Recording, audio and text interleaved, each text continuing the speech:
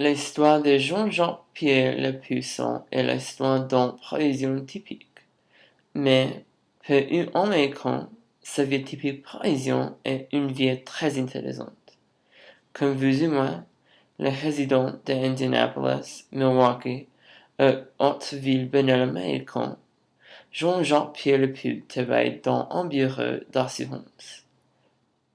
Toutefois, à la différence d'un Américain typique, il est aussi fumeur, coureur de jupons, et connaissant un vent qui est un modèle terrible qu'il ne comprend pas.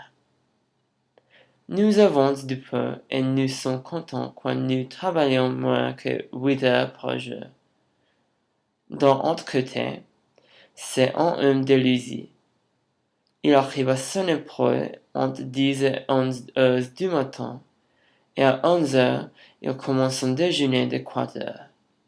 Il va boire 5 verres de vin, et il va manger une brioche, une croquette, un plat de fromage, et beaucoup de quilles et de genépi, avec le dessert de la crème brûlée. Il va retourner au bureau d'assurance. Bientôt, d'ici 4 heures, il va partir et il va retourner dans sa maison. Pendant le temps qu'il passe dans le bureau, il flirte inopportunément avec le secrétaire et il fume devant le dénoteur. Bien sûr, dans l'ensemble, il ne va pas au travail.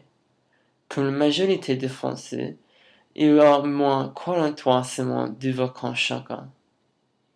Aujourd'hui, cependant, est une exception. Aujourd'hui, il est travailleur.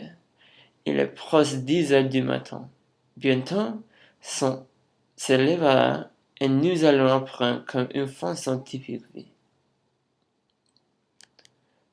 Tous les jours, Jean-Jacques crie chez lui entre 9 heures et 2 heures. Ce n'arrête jamais. Il mange 3 blocs de son café préféré, café de foie. Après le petit déjeuner, Jean-Jacques mange au travail.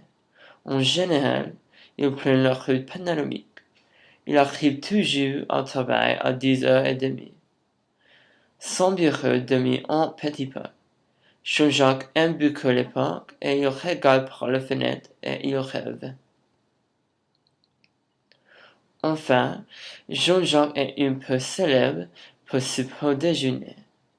Tous les jours, il quitte son bureau à 14 heures pour déjeuner. Tout le monde dans le bureau aime quand Jean-Jacques l'invite avec lui. Généralement, Jean-Jacques mange à la coupole, son restaurant favori. Le personnel à la coupole connaît Jean-Jacques bien et ils cuisinent souvent des plats spéciaux pour lui. Jean-Jacques entre dans le bureau, il commence parler avec toutes les femmes, comme toujours. Mais un peu après, entre Jean-Jacques et une interruption pour une secrétaire.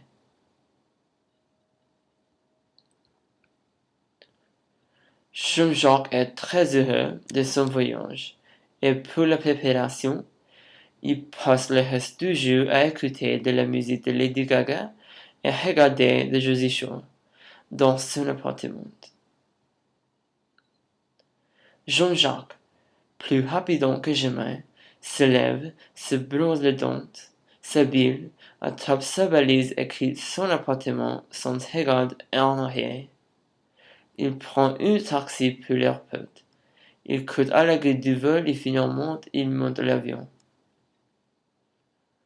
Jean-Jacques regarde son billet et il réalise qu'il était dans le siège incorrect. Il se déplace de son siège et regarde par la fenêtre. C'est le lendemain. Sans se réveiller parce qu'il entend un sonnet. Il est fatigué, mais décontenté. Il se promène au bureau. À cet endroit, il y a beaucoup de personnes stressées. Ils sont habillés en costume.